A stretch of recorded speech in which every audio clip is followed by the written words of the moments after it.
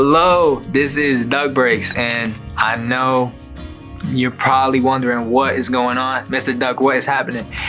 Well, today, this is actually a great day because it is the start of a brand new series on this channel, and I'm so happy about that.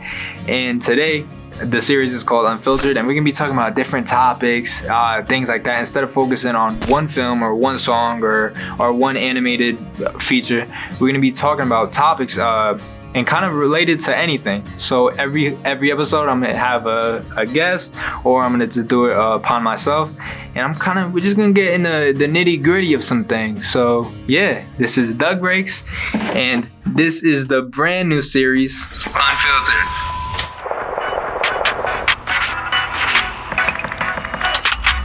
This is UnFiltered.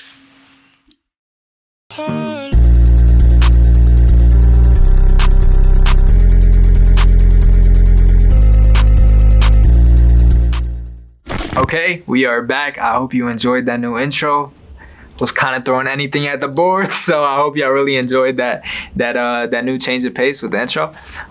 But if you saw from the wide angle, we have a friend today, Mr. Chris, Mr. Cyrache. This is literally one of my best friends in the whole world. I gave him a shout out in the last episode. I love this guy. He makes fantastic content, so I'm gonna put a link in the bio, of course, because y'all should definitely watch what he got going on. He made a weapons video, and it's awesome. I love this guy to the end of the world. And Mr. Chris, Mr. Cyrache, do you want to further your introduction, please? Yes, sir. So my name is Chris, aka Cyrache. So, I mean, meeting rap was like low-key one of the greatest things ever. Our story of how we met was like literally just ollieing up a curb and just like persevering, trying to ollie up that curb. I swear we were there like till nightfall, probably for like an hour and a half, trying to ollie up that curb as beginners.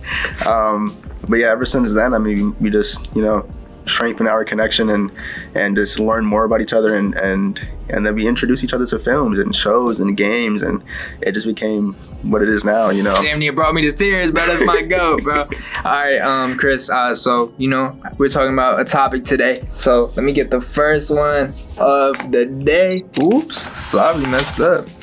Nah, but the first topic for today, bro, kind of what this whole episode is about. Mr. Chris, Mrs. Cyrache, what makes art?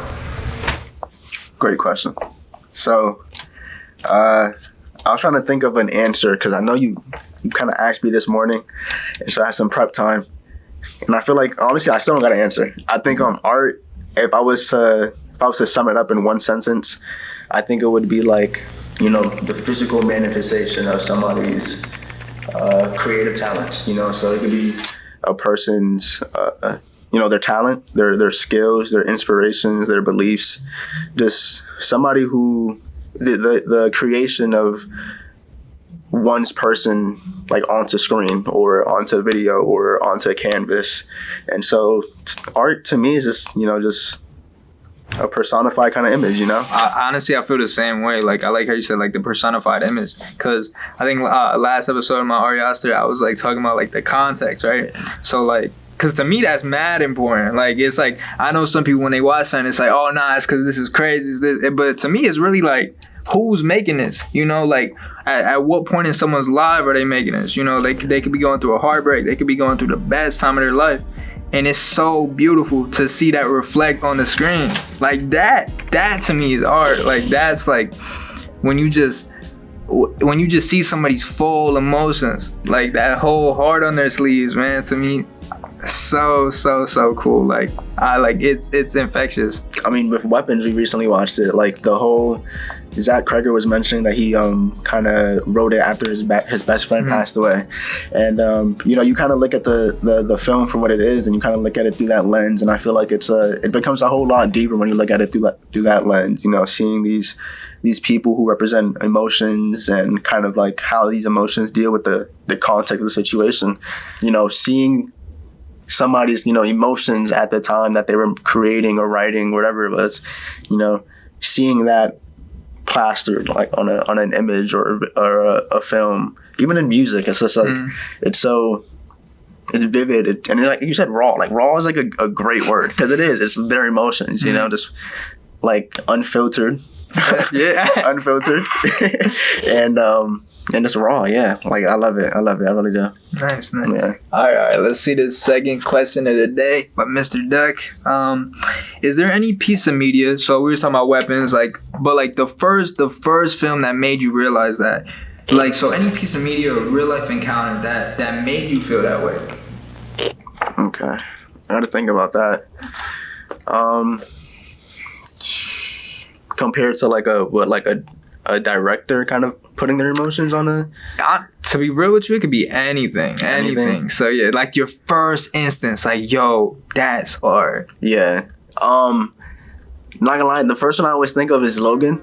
I think the ending scene is something where it's you watch that film and you can kind of see the evolution of Logan's character and how he comes to appreciate his daughter kind of thing. And at the end, we're even though during the whole film they kind of have this they're kind of fighting sometimes, but then they also trust each other. And then at the end, when Logan unfortunately dies, she has a moment where she not only lays him to rest, but then the flipping of the cross for the X-Men, she kind of respects who he is as a person and leaves him to rest knowing that he was still that person, still the image of X-Men. And so something like that was that hit me hard, because I think it was just love for the character and love for the bond that they had together. And it was such a small little thing, just changing the formation of the cross, but it was it just hit really well, because again it was a character choice that really represented who they were. Yeah.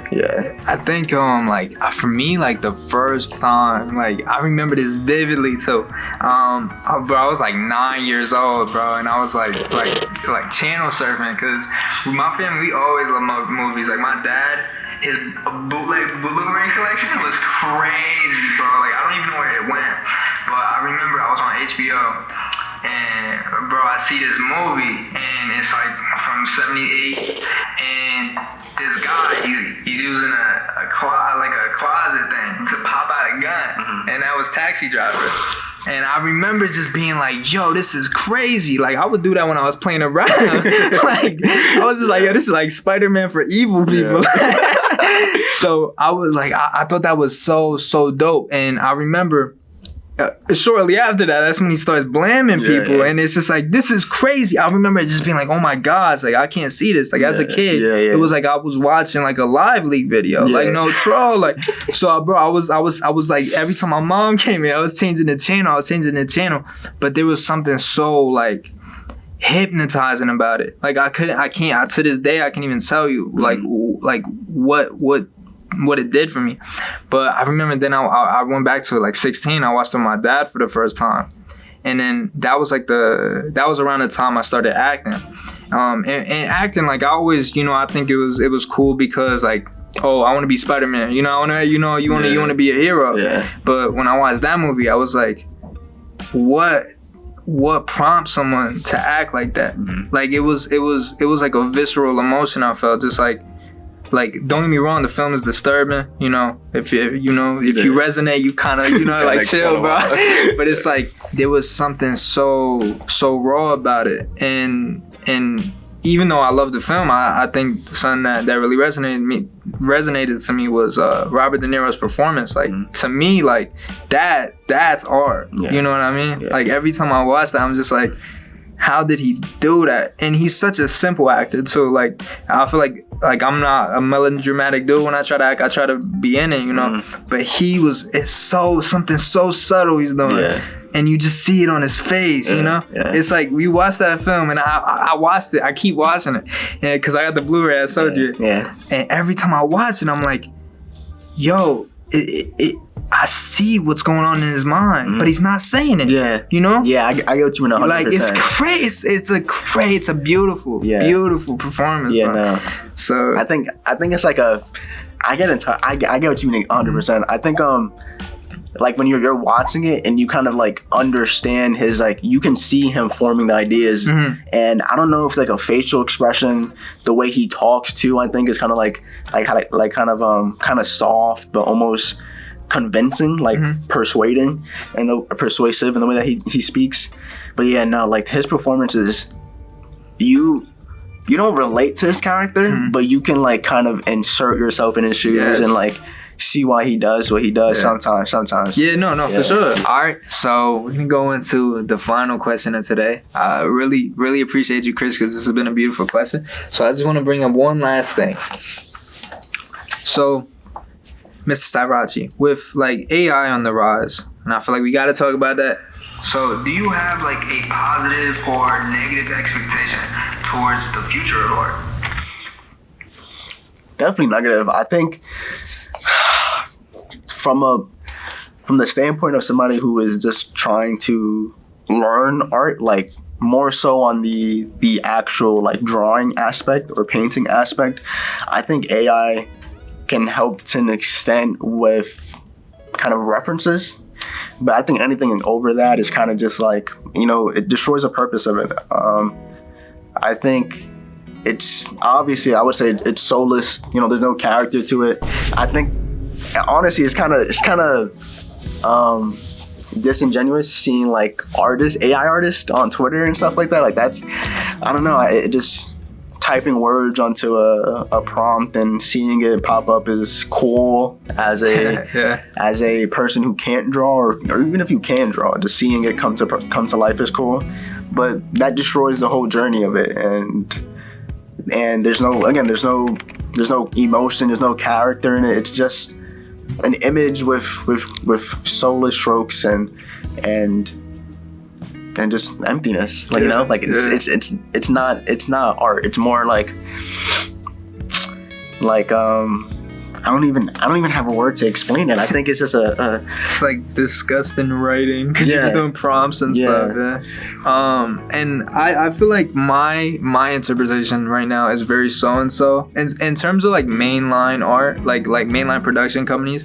I feel like what they're kind of doing is weird. Like they're pressing it on you. Like even I like Civil War, like by Alex Garland, but even there is so much posters that were just AI, and they don't disclose that or none. They just do it because like who's gonna once they do it, you know what I'm saying? I feel like I just hope, because I was talking about like what I think about art is the passion, right? So we got a production group, right? So ELTG, Eyes of the Garden, and I feel like like that type of stuff, that I feel like that's what keeps art alive almost, I got a future episode, I'm gonna spoil it, it's B movies, but because I really think like lower budget films are super important. So I think that type of stuff is what makes me think like, all right, we got something going on, because at least like these smaller budgets can try to use it as a tool. I'm not excusing them in any shape or form if they're just, all right, let me animate a monster and just like have this, like, come on, there's got to be you guys got to give me something to work with. There's definitely like a demographic that I hope it continues to get bigger, but there's definitely people who are like completely against it and the generative AI, and they kind of have like a strong sense of pride in themselves for creating, and a strong sense of support and loyalty to like actual creators, like artists in general. And it's amazing to see like that community kind of like grow and progress and thrive. Like it's a close-knit bond from people who like experience the same kind of the same journey, and seeing that kind of get better over time is something that I hope it continues to do over time. And I hope that as big companies continue to produce movies, they see that and they understand that people want human-made things, not just because it's human, but it's because like it's emotional, right? And that's the whole point of film, of art. Cyrache, that was beautifully said, bro. And we got no more questions, man. But bro, I'm very appreciative of you being here, bro. Like genuinely, first episode of UnFiltered. This is my guy. I couldn't think about doing it with anyone else. This guy, when he uploads, he just I'm not even joking. Like it clicks in me. It's just like, bro, every time I'm enamored by you, bro. Like you make so much cool things. Cyrache, guys, please check out his channel. He doesn't like talk about it, but he is a gorgeous writer. He's probably one of the most gifted writers. Like shout out Edgar Allan Poe, but he got nothing on this guy. So like genuinely, you're very, very visual. Like I said, this is like kind of breaking news, but EOTG, that's what we do. We make films, we make short films, and this guy, every time I write a script, this is the first person I send it to. Like I'm telling you, I trust you to a almost ridiculous level. But it's all love, bro. Genuinely. So yeah, Miss Cyrache, if you got anything more to say, tune in, subscribe, like the video, and turn on notifications. We're gonna keep pumping videos out. Again, Mr. Duck Breaks, amazing creator. You know, I think if you watch his videos over time, you see the progress and see how much he really you know, creates his vision onto videos, and it's amazing seeing him develop, like I said earlier. But yeah, that's just keep on watching. We'll keep on pumping videos out, and yeah, thank you for watching.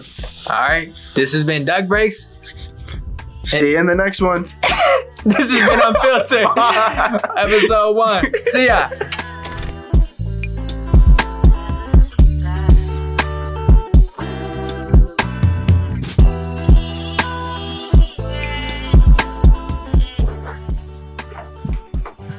And shout out to the man behind everything, Christian Laurente. Shout out our audio guy. Thank you so much, Christian. Appreciate you. All right, this has been Duck Breaks, Unfiltered episode 1, and see ya.